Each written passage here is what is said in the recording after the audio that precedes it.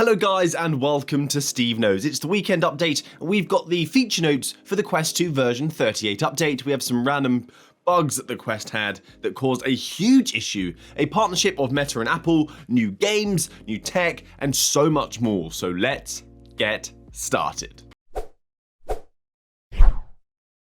So let's start off with the big news, the Quest version 38 update. It has arrived for some people, it's on a rolling basis so you may not have it yet. And it contains some kind of cool new features, but this is not an insane update. The next one is going to be, but I can't say anything. It does have things that I find very useful for online social gaming, and hopefully it fixes many of the issues we've been experiencing in version 37, although the notes don't actually highlight any bug fixes this time. Normally they mention that, but I think it was deliberate because it looks bad if you have a longer list of bugs and fixes that you've sorted compared to your features. So starting with those social features, there is an update to the app library. So when you're in a party, the applications that support the enhanced multiplayer feature where you can jump into a game together will be highlighted. So you can easily scan your game library and choose a game to play with everyone. And this is going to be an important feature when Horizon Rooms is finally here, which is so close now, super close, supercalifragilisticexpialidocious close. They're also adding a recently met section, so this is going to be incredibly helpful. I used this so much when I was gaming on the 360. When I met someone,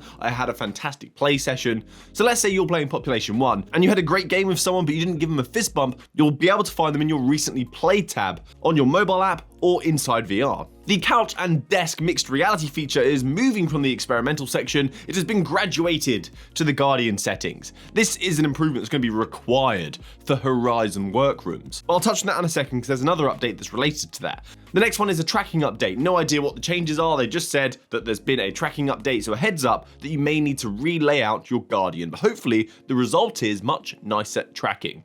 The settings menu has been updated as well with a search bar, so you can search for your settings, because I don't know if it was just me, but when they changed the old design of the settings menu to the new one, it really messed with my head. I didn't know where anything was, so this search bar, thank you, I'm gonna need it.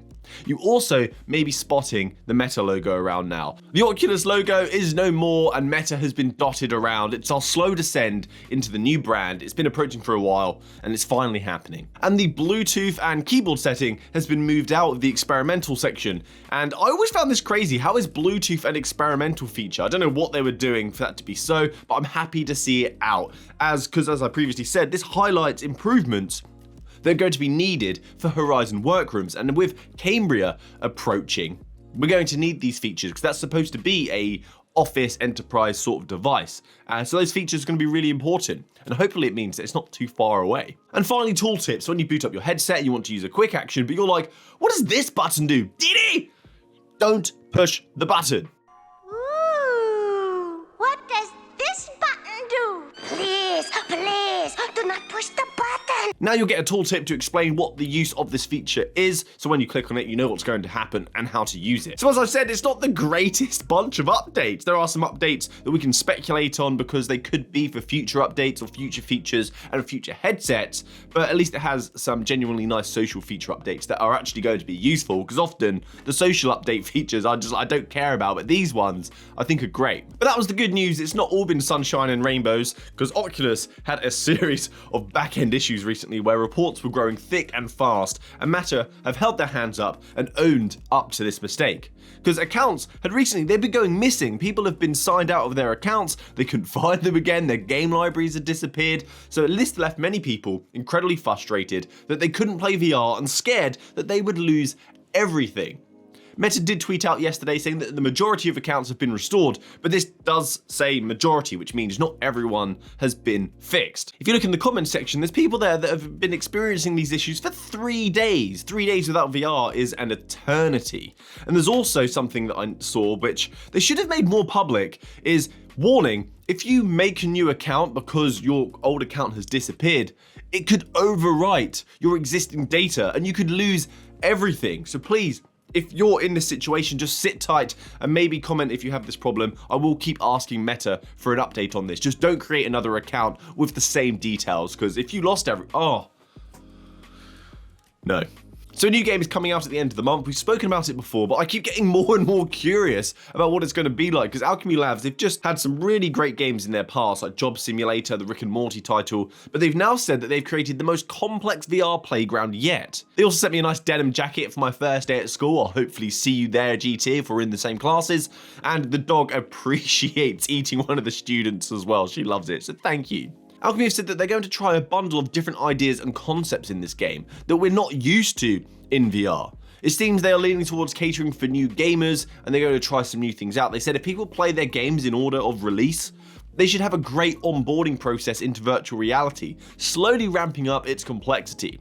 So although people like myself, and many of you actually, we've been playing VR for like 5 years now, half a decade, isn't that crazy? We do have to remember that this is an industry and area that is continuously growing, and we are getting a huge intake of new gamers that are not like us, and it's a barrier to entry for many people to overcome that feeling of being comfortable in VR. So when this game drops at the end of the month, I will try it out and see what's up. So now a seemingly small update coming that has huge potential is the Oculus Move application on your mobile phone or on your VR headset can be integrated with the Apple Health application, so you can track your health and exercise outside of the virtual world as well as in it. So this is brilliant news for those of you that use VR as a fitness option, because it's brilliant for that. It keeps you motivated. So this is going to be an opt-in feature once it's available, so don't worry.